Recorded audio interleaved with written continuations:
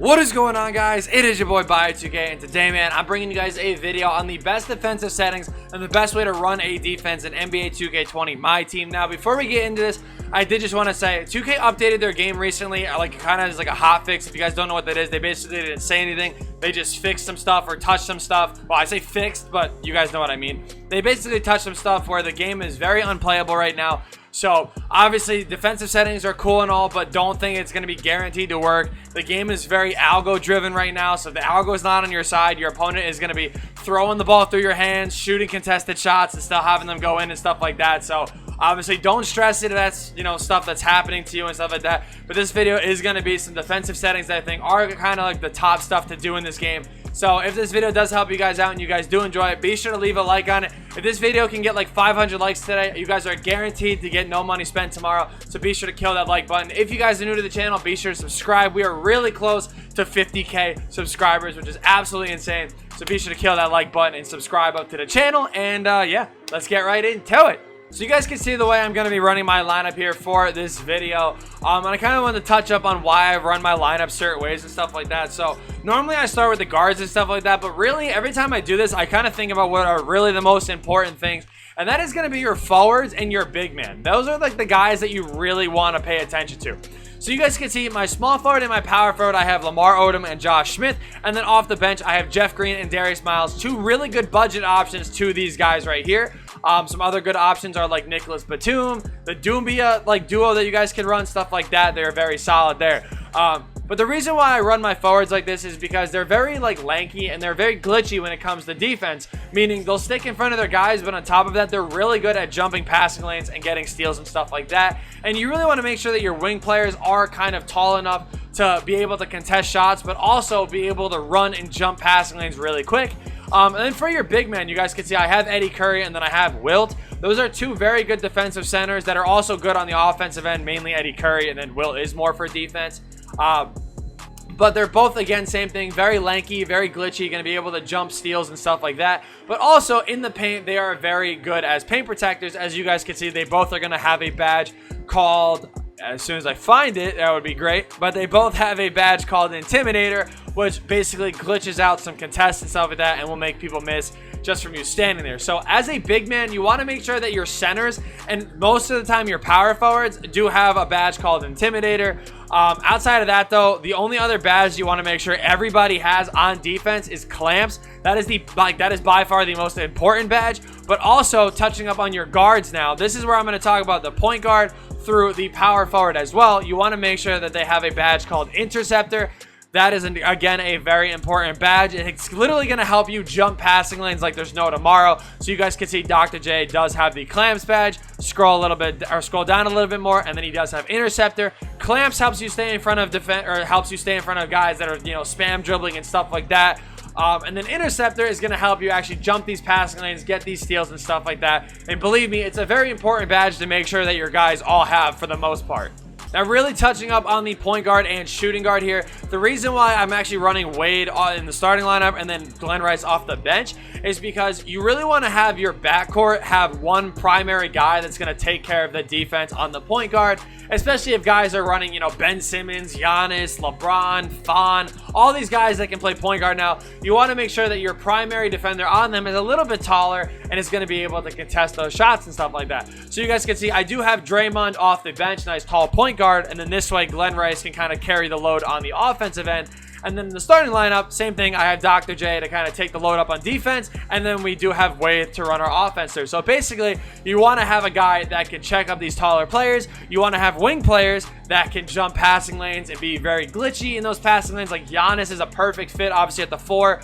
And then you want to make sure that your centers have Intimidator that are able to contest shots, be quick up and down the floor as well to give you easy buckets and stuff like that. Will is the only questionable one just because he doesn't have range extender and his jump shot's not really the best. I obviously do like using D-Rob here. Miles Turner's a really good budget option here. But yeah, I'm going to use Will just because he is a little bit better defensively. Other than that, though, the playbooks don't matter for defense. And then coach, you can use whatever coach you want. Me personally, I do like using Steve Kerr, so that's just the coach I'm going to be using. And also, really quick, before we get into the gameplay, I want to tell you guys this right now. I do have a Bucks playbook tutorial video coming for you guys that involves 4 or 5 out plays that you guys are going to be able to run. So I hope you guys do enjoy that. If you guys do enjoy this video, like I said, leave a like and let's get into some gameplay. If you would like cheap and reliable MT, be sure to head over to NBA2King.com. Use code BIO2K for 5% off your final order. Well, I can't think of a better opponent to try to do this video up against. He already does have Rudy Gay and Jerry Lucas, so at least you guys know that this person is going to be pretty good. So right away, you guys can kind of see here, his team's actually looking pretty good off the bench. He does have Giannis, Cowens, Hakeem, Lamar Odom, and Glenn Rice. So even off the bench, he is going to have a taller point guard, but that's going to work out because we are going to have Draymond there, which works out for me. So in the starting lineup here, you guys can already see what he's got rocking. He's got DeRozan, he's got Magic. So what we're going to do is we're going to put Dr. J on Magic, and then we're going to put Wade on DeRozan, basically just kind of, you know, evening out the height and stuff like that. Now, in the defensive settings, though, this is going to be the most important thing about the game. Never mind, my man was spamming that X button to make sure I didn't get into some settings, but it's all good. We're just going to try to win the tip-off here, which we don't. Okay. Yo, shout out to my guy. I don't know what that was, but shout out to you, my guy. I hope you're watching this video, man, because if you are, you're a GOAT. I don't know what that was for, but I appreciate you. That's a Hoodie Season 8, though. We matched up again, and he was going to give me the win again, but I quit out. The game was lagging way too bad, and like I couldn't even talk through what I was trying to do for you guys. So, you know, shout out to him, though, man. If you're watching this video, bro, like I said, I appreciate you. We got kind of an easier matchup here with my opponent having AI at the 1. Not something you see too much, but he does still have a pretty good team here, so I'm going to still kind of talk through what we're going to be doing and stuff like that. Now, normally what I would do in this situation, if somebody had a taller point guard, like I said, like Ben, Magic, Giannis, any of those guys, you're basically going to pause the game here. And what you're going to do is you're going to touch the matchups here, and you're going to do something like this. It basically puts a taller defender on the 1. I'm not going to do that in this situation, though, just because he does have AI there. But like I said, basically what you want to do is kind of do that to kind of prevent, you know, people from rim running a little bit more and stuff like that. The defensive settings you're going to do are as tight and tight. On ball screen, you're going to do this on go over, and then you're going to scroll down to defensive help rules and put this on no help. Now, the reason why I only do those now, I used to do a lot more. The reason why I only do that is just because, like, it is just, I don't know, I feel like the more settings you do, the more algo your opponent's gonna get, because like the game like registers as you like knowing what you're doing. I don't know. Adaptive coaching engine, though, I do turn this on off, and then coaching sliders, I do turn this down to 0. Other than that, you don't really need to touch anything else. Like I said, you can do other settings that do work. Like you could, like, I don't know, there's some of them that you can do, like catch hedge, soft hedge, all that sort of stuff on screens and stuff like that. I refuse to get mad. I refuse to let it happen. No way, shape, or form. We're going to go all the way with Wade here. First play, we lagged into a terrible jump shot, and then he hit a shot in my face. So we're just not going to even acknowledge it. We're just going to play through it here. So in that little side menu, what you guys can see what we're doing here is it's going to be no threes, crash the glass, play physical, and then wall up. Now, basically doing all of that, what that's going to do is kind of help you actually play a little bit better defense everywhere else. So right here, you guys can see we're going to help over, get that nice little stop. He's going to get wide open AI. It is what it is. He just got the offensive rebound. That's the only reason why. Let's go. Good defense on that post hook. Good rebound. This is where we just need to kind of push this out a little bit. We're going to go all the way with Dr. J. Jamming that down in the paint. There we go. Almost tying this game back up for us here. I thought that was a tie game, but it's all good. So you guys can see we are playing good, doing what we got to be doing here. Now, on screens, what you guys really want to do is you want to make sure that you guys are helping over. You guys can see we jumped that passing lane ourselves, get a nice little steal, leaking out, going all the way with Dr. J again, dunking that down. But again, you want to make sure that you're reading passing lanes yourself. Now, the computer is not going to play the defense for you, like I said. It will on the on-ball defender, like it'll bump them every once in a while and stuff like that. But again, right there, you guys can see we read that perfectly. We were there to contest both shots, and he hit a contested one anyway. Like I talked about in the beginning of this video, you can do all the settings in the world that you want. Unfortunately, this game is terrible, and people are going to hit shots in your face. He didn't even play defense right there, and they gave him a 94% contest. I told you guys this game is going to just do things. There's nothing you can do about it. We get a good stop right there. We're just going to push this back out again. We're going to actually get Lamar Odom wide open here. Hopefully we can cash it home. There we go. Just staying calm, staying collected, and we tie the game back up. So again, same thing. We're doing really well on the defensive end. Now, again, on screens, what you guys are going to want to do here, you guys will see he's going to call one with Bull most likely. We are going to actually help over with Dr. J. Now, he's actually going to run a play here. We're right there for that. We're right here. So we actually take the lead right there. Like I said, I am trying to stay calm, and this is like one of the biggest things that I was telling you guys about before. Like, you guys know how this game is. It's just going to do stupid things, and you're going to have to kind of play through it and stuff like that.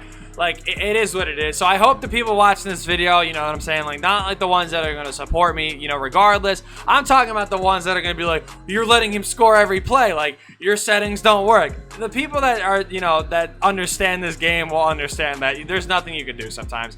There's really not. He's just going to run this same play again. We're going to kind of hedge on it. We're right there for the steals again, right there again. You guys can see we get a nice little steal. Again, you just have to try to read the defense the best that you can. The settings aren't going to just carry you through the entire game. You still have to learn to read passing lanes and stuff like that. Got to learn where they're throwing the ball and whatnot. Let's go, Lamar Odom all the way, jamming that down. We actually have a decent amount of steals now. You guys can kind of see that it's finally breaking out to a nice little lead here. We're actually getting the steals that we should be getting and whatnot. You can see he's getting a little bit more frustrated. Biggest tip I can give you guys very seriously is do not let this game frustrate you. It is very hard, and that's obviously coming from me, someone who gets frustrated with this game every 2 seconds. But you really just got to learn to play through it. That is like the biggest tip I can give you. We have a 10-point lead at the end of this first quarter here, and you guys have seen he's already hit like 3 contested shots, so he's just literally just playing through that at this point. Good defense. He's just going to score anyway. It is what it is. All right, so you guys can see that my opponent did indeed come back in this game here, and you guys can probably already figure out why. If you need another example, there you go. But yeah, unfortunately, it is what it is when it comes to this game. Like I said, biggest tip I can give you, like I repeatedly keep saying, is to stay calm, because that really is what this game is. Just, I don't know, it's what is the worst part about it is how much it can really infuriate a person while playing this game. And it is what it is, like, in a sense that, like, you're just going to have to try to kind of play through it. He's going to kick that to the corner. We're right there again. Good defense. But, yeah, like, the last, like, 4 possessions, he's just ran forward and got a foul. So it's really just, again, playing through that. We're going to kind of help here in the corners. We're right there. Good steal from Wilt. Like I said, that is, again, why you want centers that are actually able to grab the ball. Unfortunately, though, it's not really just up to you or the card. It's really whether or not 2K wants to let you get the steal. So I know there's going to be, again, the Captain America in the chat that says, oh, you're off-balling and you're telling people to off-ball. Anybody that wants to win in this game knows that you have to off-ball in this game. This game has some of the worst defensive mechanics in the history of 2K that basically revolves around you having to off-ball and fix rotations constantly. Because if you don't, people will do exactly what this kid is doing right now and spamming pick and rolls. And you guys can see that if I didn't fix that rotation every single time, he was going to get left wide open. So it's really just to make sure that your opponent isn't being left wide open every play, and to make sure that you're fixing rotations and doing what you have to do to make sure that you get a good stop. You guys can see he is shooting a pretty bad percentage, though. That is good. That is what we want to see. Good defense again. Let's go. We're going to press it or push this out. Let's go. Don't get stripped. Patience, not worried about it. We're going to get Glenn Rice wide open for 3 here. Just got to make sure we green it. We don't. Wilt's there for the board. Kicked it to the corner. Jeff Green wide open. We don't green it again, but we get the shot to drop. I will take it. 11-point lead here. We're going to get another steal because he's just trying to rush now. We're going to go all the way with Wilt. He's going to foul me. Works for me. You guys can kind of see, you just kind of have to make sure that, like I said, you're reading passing lanes. You're reading, like, if you can read how frustrated your opponent is getting as well, that is going to be something that could really tell you, like, how easy it will to get, or how easy it'll be to get steals. That was just a terrible shot.